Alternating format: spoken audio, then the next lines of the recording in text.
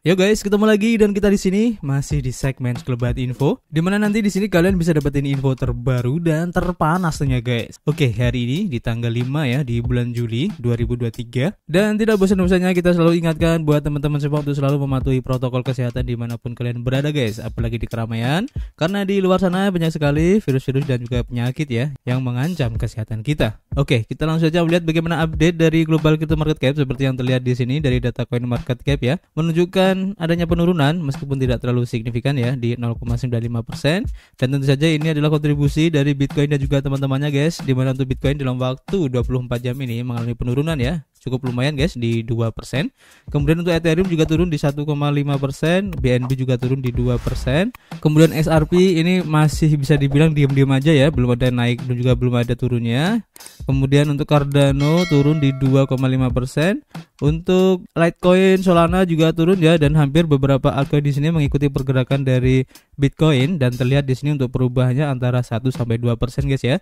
Jadi tidak terlalu jauh perbedaan antara Bitcoin dan juga altcoin. Kemudian kalau kita lihat bagaimana pergerakan harga dari Bitcoin itu sendiri, terlihat di sini untuk close candle kemarin ini merah ya, dan kalau menurut saya pribadi ya, pola yang terbentuk di sini ini sebenarnya kurang bagus guys, karena dibilang atau disebut sebagai bearish engulfing guys, dan efeknya ini akan meneruskan tren sebelumnya ya, dan bisa aja ini akan turun lagi nanti meskipun sekarang masih hijau, dan kemungkinan bisa aja akan meretest di harga 30.000 lagi. Tapi juga tidak menutup kemungkinan jika seandainya ini akan naik terus ya, dan bisa menembus area atas untuk close candle kemarin, maka bisa dijadikan satu indikasi ya bahwa tren untuk kenaikan Bitcoin ini masih akan lanjut lagi dan akan mencoba retest di 32.000 guys. Kita doakan aja yang terbaik ya, dan kita langsung aja menuju ke informasi yang pertama guys. Kita lansir dari watcher.guru ya, dan masih berhubungan dengan persetujuan ETF Bitcoin Spot yang belakangan ini lagi ramai diperbincangkan ya. Dan di sini ada salah satu pendapat dari orang yang sangat berpengaruh juga ya, yaitu Bernstein, dan dia mengatakan bahwa persetujuan untuk ETF Bitcoin Spot oleh SEC ini cukup tinggi guys. Jadi investor di Amerika Serikat telah menunggu SEC untuk menyetujui ETF Bitcoin Spot untuk beberapa waktu sekarang. Badan tersebut memberi bendera hijau ya pada ETF berjangka Bitcoin leverage pertama pada bulan Juni tahun ini. Persetujuan tersebut mengejutkan banyak pihak guys, dan namun demikian hal itu berhasil menghidupkan kembali harapan karena anggota komunitas melihat ini sebagai tanda awal ya dari SEC yang meringankan. Sebelumnya komisi tersebut telah memberikan persetujuan kepada sejumlah ETF berjangka termasuk BITO dan juga BITE dari ProShares.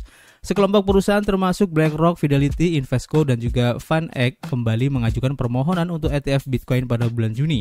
Meskipun aplikasi saat ini berada di meja agensi ya, regulator dilaporkan merasa bahwa pengajuan tersebut tidak memadai. Secara khusus, agensi tersebut memberitahu Nasdaq dan juga CBOE Global Markets bahwa aplikasi tersebut tidak cukup jelas dan komprehensif.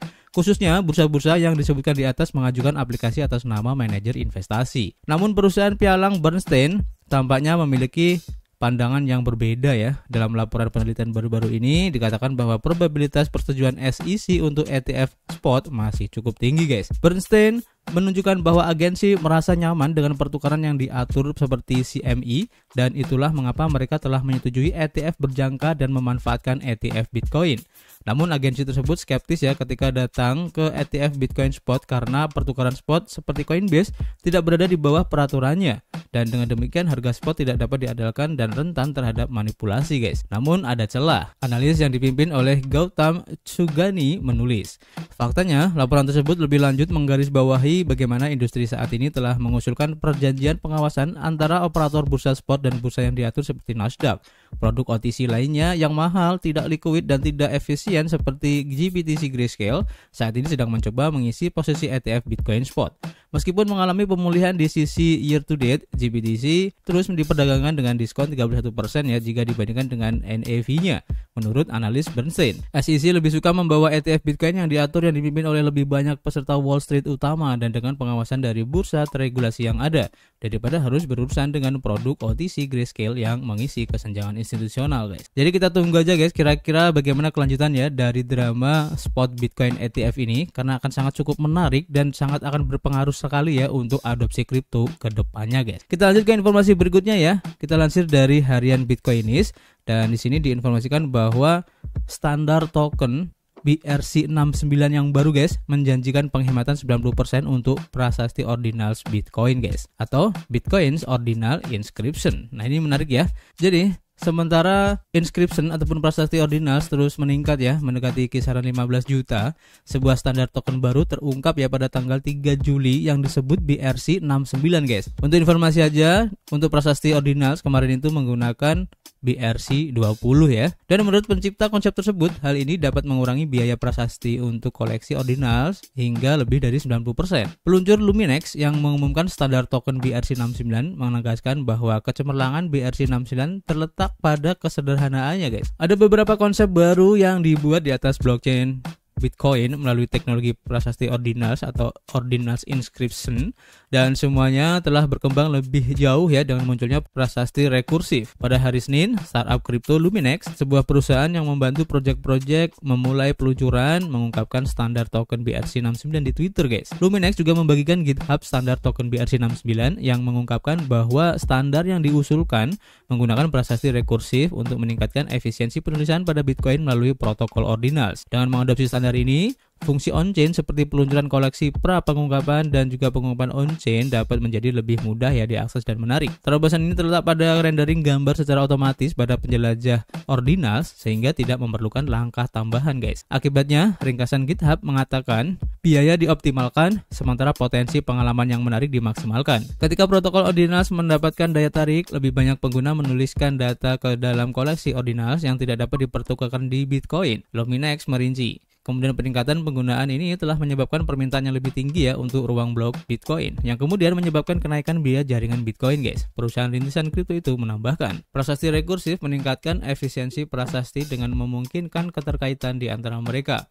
Luminex merinci ya bahwa dengan standar BRC69, standar ini dapat mengurangi biaya prasasti untuk koleksi ordinals lebih dari 90%. Pengurangan ini dicapai melalui proses 4 langkah. Yang pertama menuliskan ciri-ciri, yang kedua menyebarkan koleksi, yang ketiga menyusun koleksi, dan yang keempat mencetak aset. Pada saat artikel ini ditulis ya, sudah ada 14,6 jutaan prasasti ordinals yang dicetak pada blockchain Bitcoin guys. Selain itu, sebuah standar token yang disebut BRC20 telah dibuat dan hingga saat ini ada lebih dari 35.500 token di BRC20.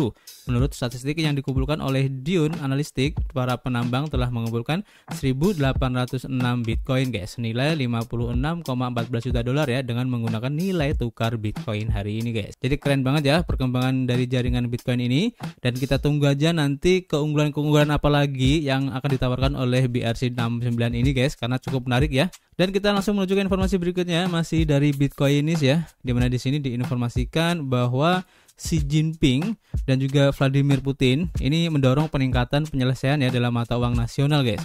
Jadi Presiden China Xi Jinping dan juga Presiden Rusia Vladimir Putin mengambil bagian dalam pertemuan virtual Dewan Kepala Negara Organisasi Kerjasama Shanghai atau SCO pada hari Selasa. Perdana Menteri India Narendra Modi memimpin pertemuan ini.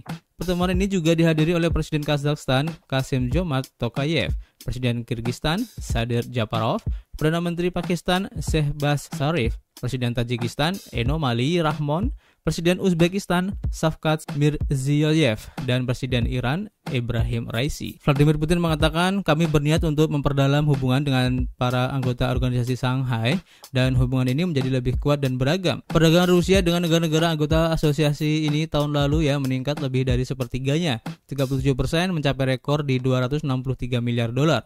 Dan pada Januari, April tahun ini, angka tersebut bertambah di 35%. Ia juga mengucapkan selamat ya kepada Presiden Iran Raisi atas bergabungnya Iran sebagai anggota penuh SCO dan menyatakan dukungan Rusia bagi Belarus untuk bergabung dengan SCO secepat mungkin guys. Negara-negara di seluruh dunia semakin menganjurkan ya penggunaan mata uang nasional mereka dalam penyelesaian perdagangan beralih dari dolar Amerika Serikat guys. Penggunaan yuan Tiongkok untuk penyelesaian perdagangan telah mendapat momentum di antara beberapa negara guys. Minggu lalu, Bank Sentral Argentina secara resmi juga memasukkan yuan sebagai mata uang yang diakui untuk melakukan deposito di rekening bank. Kelompok BRICS yaitu Brasil, Rusia, India, Cina, dan Afrika Selatan memimpin tren de-dolarisasi global ini guys. Blok ekonomi ini juga memiliki proposal untuk mata uang bersama yang diharapkan dapat mengikis dominasi dolar Amerika Serikat jika berhasil diadopsi. Baru-baru ini, anggota-anggota ASEAN juga sepakat ya untuk meningkatkan penggunaan mata uang nasional dalam penyelesaian perdagangan guys. Nah ini cukup menarik juga ya.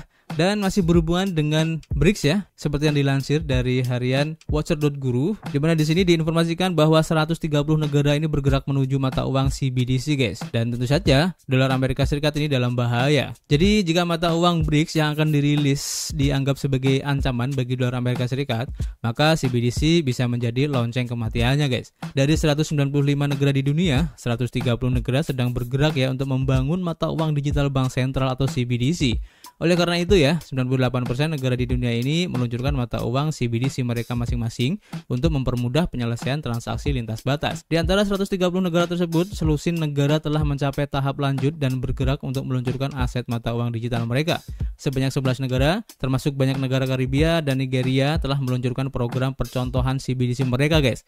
Sebuah laporan dari lembaga think tank yang berbasis di Washington, Atlantic Council, menunjukkan bahwa hanya 35 negara yang mempertimbangkan CBDC pada tahun 2020. Kenaikan dramatis ini menempatkan dolar Amerika Serikat dalam bahaya karena negara-negara dapat mengakhiri ketergantungan pada greenback dan mempertimbangkan CBDC guys. Aliansi BRICS ingin menantang status cadangan global dolar Amerika Serikat dengan meluncurkan mata uang baru untuk transaksi lintas batas. KTT berikutnya akan diadakan di Afrika Selatan pada bulan Agustus dan blok ini akan memutuskan pembentukan sebuah mata uang. Jika mata uang BRICS menguat di pasar global, lebih banyak negara akan menggunakan mata uang ini ya untuk transaksi perdagangan internasional. Selain itu, jika mata uang BRICS mendapatkan dukungan di pasar, maka dolar Amerika Serikat dapat mengalami penurunan. Oleh karena itu guys, mata uang BRICS yang belum diluncurkan dan aset digital CBDC dapat menjadi ancaman bagi dolar Amerika Serikat. Greenback berada di titik penting ya, di mana prospek tetap berada di ujung tanduk untuk bertahan hidup. Hampir 3 lusin negara mencari mata uang alternatif untuk perdagangan dan mengakhiri ketergantungan pada dolar Amerika Serikat. Jadi menarik ya, kita tunggu aja nanti kejutannya seperti apa guys yang dilakukan oleh negara-negara BRICS ini. Dan tentu saja ya, dolar Amerika Serikat ini sudah ketar-ketir melihat perkembangan sekarang, dan kita juga akan menunggu ya kira-kira apa yang dilakukan oleh pemerintah Amerika Serikat untuk menyelamatkan mata uang mereka guys. Kemudian kita akan lanjut ke informasi berikutnya ya. Kita lansir dari harian Crypto News, dan di sini diinformasikan bahwa Thailand ini bergabung dengan Singapura ya dalam melarang layanan pinjaman kripto guys. Jadi di tengah meningkatnya pengawasan global terhadap bursa kripto, Thailand bergabung dengan Singapura di antara negara-negara Asia Tenggara yang melarang layanan peminjaman dan staking retail. Komisi Sekuritas dan Bursa Thailand mengumumkan larangan yang menghentikan bursa kripto untuk menawarkan layanan peminjaman dan staking pada pelanggan retail pada tanggal 3 Juli. Berita ini muncul beberapa jam setelah Otoritas Moneter Singapura atau MAS mengungkapkan langkah-langkah baru untuk melindungi investor.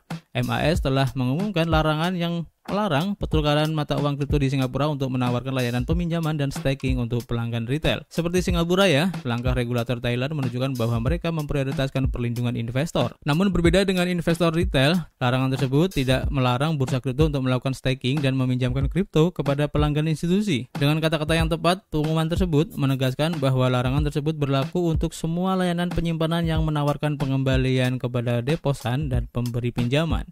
Selain itu ya, SEC-nya Thailand memperkenalkan penafian risiko perdagangan wajib. Pertukaran mata uang kripto harus membuat pengungkapan risiko perdagangan dapat dilihat oleh pelanggan dalam bahasa yang jelas dan komprehensif. Selain itu ya, operator bursa kripto harus memastikan bahwa pelanggan mengetahui potensi risiko perdagangan kripto sebelum menyetujui untuk menggunakan layanan. Selain itu, mereka harus melakukan penilaian kesesuaian investor untuk menentukan beberapa banyak pengguna dapat berinvestasi dalam kripto. Regulator Thailand pertama kali melarang kripto sebagai metode pembayaran pada Maret 2022 dan secara efektif pada 1 April 2022.